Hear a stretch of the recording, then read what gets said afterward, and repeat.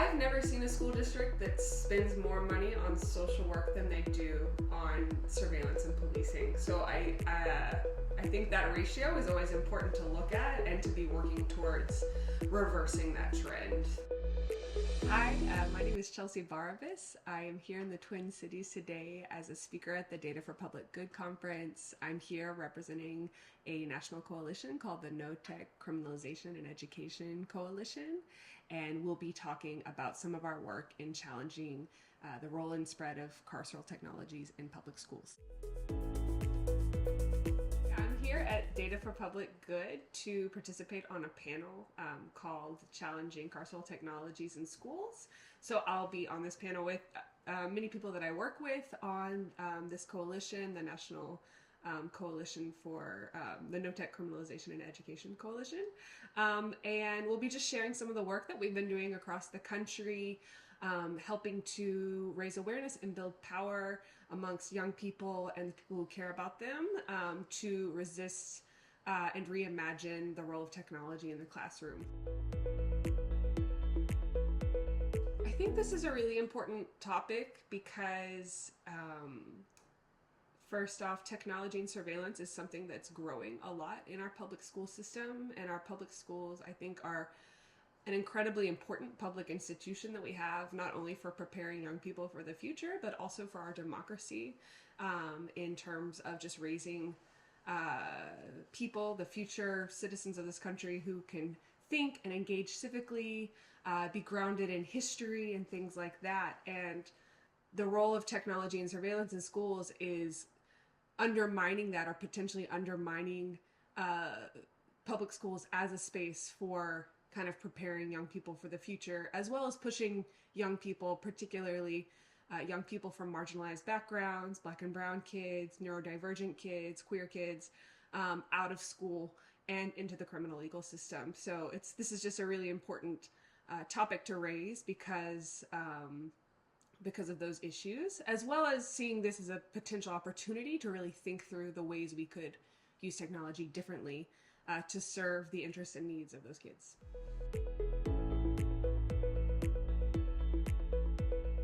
People really are not aware of what's happening right now because a lot of the decisions that are being made around adopting a given technology are being made behind the scenes or in situations where there's just not a lot of community or public awareness. So it's not surprising to me when I talk to people and they say, wow, I've never heard of this issue before. And I think, I guess one of the big reasons for this, there are many different like social factors that are shaping the adoption of this. One is narratives around safety and security that are tied to tragic events like mass shootings in schools, concerns around teen suicide, bullying online. So that's one entry point for this technology. Another one is around thinking through widespread budget deficits, resource crises within schools, and trying to figure out how do we supplement the limited resources we have in the classroom to meet minimum standards. So this comes in the form of remote teaching, online tutoring, AI-assisted education that is really trying to fill a gap that's too big for, to fill with just things that are not actual real humans and people who care about kids in the classroom. So that's another way this stuff is coming in. Yeah, I'd say those are the two of the big ways that schools are thinking about adopting this stuff.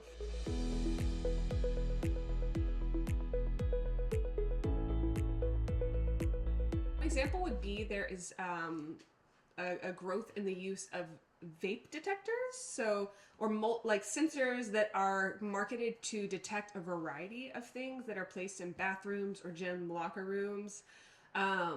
And they'll often be marketed both on the one hand as ways of, say, for example, capturing the sound of potential gunshots or aggressive noises, but then they'll also have functionalities around detecting when somebody might be using a vape in the bathroom. And I like to use this example because, first off, usually, parents are not aware that these things are being used, but I think also it shows the ways that something might be marketed as a solution to gun violence but then gets used in the day-to-day routines to punish kids for something that ultimately is a public health crisis.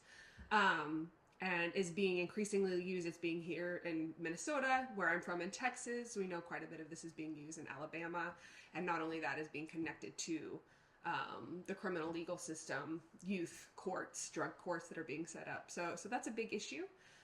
Another big issue, though, in the form of kind of instruction and learning, is thinking through software that's installed on student devices, often referred to as student activity monitoring software, which monitors keywords and different types of behaviors that students might be doing on their devices. So where this comes up as an issue often is, for example, if an LGBTQ kid is looking up support resources online, they might be flagged for using words like queer or something like that, which get categorized as like sexually explicit content, and then can render them more vulnerable for punishment down the line.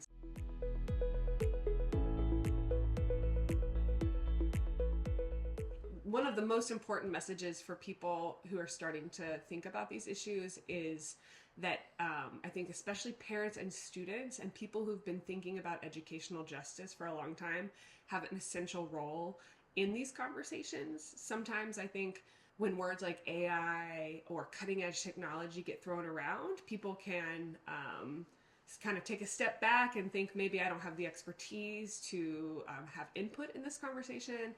And I would say that's absolutely not true. And actually, the people whose voices need to be heard the most are the people who have direct experience with these things, as well as people who can help us contextualize these technologies within much longer histories of issues we've seen in the public school system, such as the school to prison pipeline.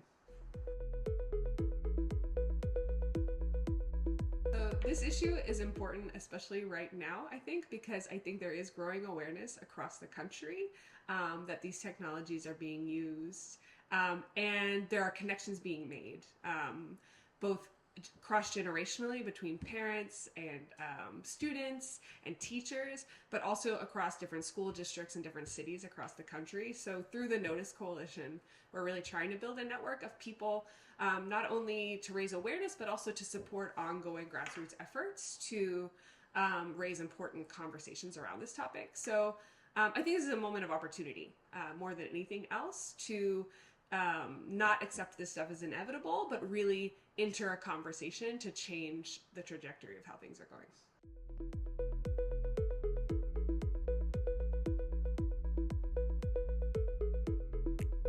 There are a few really great first steps that people can take to get involved with these issues. I think at the local level, attending a school board meeting and starting to ask questions is a great starting point.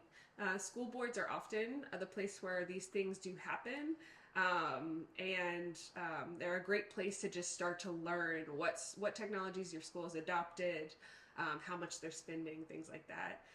If people are interested in getting in a conversation with a broader community, they can reach out to the No Tech Criminalization and Education Coalition, the coalition that I'm a part of. We're online. You can find us there. And we will be doing programming, workshops, just to bring people in and support them however we can. For people who do attend a school board meeting, I think a great starting point for this is to ask some questions you can ask about specific technologies. So, for example, if your student has a school-issued device, we could ask questions around what types of software are installed on my student's device to monitor their activities on their devices. What types of software are installed on their devices to prevent them from accessing certain kinds of content. Another important question is asking what data is being collected about my student and with whom is it being shared.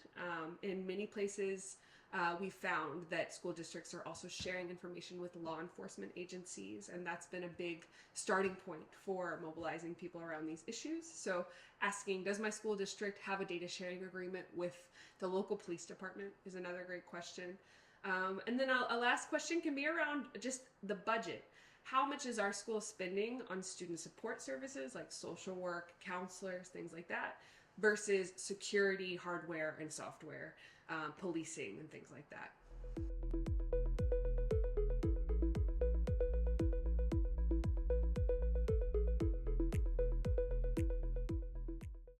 That no technology is inherently bad or harmful, and I think that that's actually what's exciting about all of this, is that um, technology is a terrain for us to negotiate how we want to relate to each other, how we want our institutions and organizations to treat the people that are a part of it, more than anything else.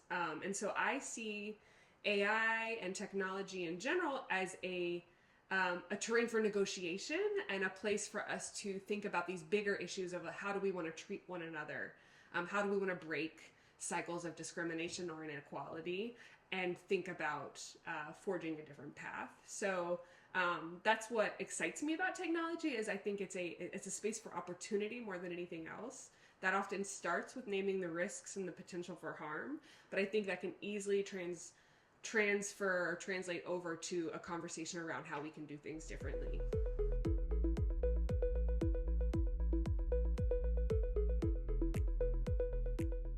I think ultimately we're working towards a world that will equip the people who have historically been the targets of technology to be the users of technology and the builders of technology that serves them and their interests.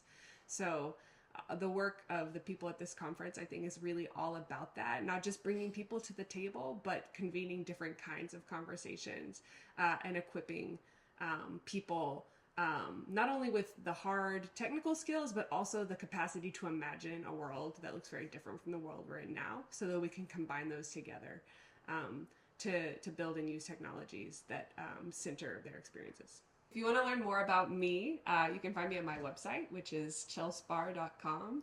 And if you want to connect with the coalition, you can find us by Googling the No Tech Criminalization and Education Coalition. Our website is housed on the Twin Cities Innovation Alliance webpage, so you can go through there to find out more.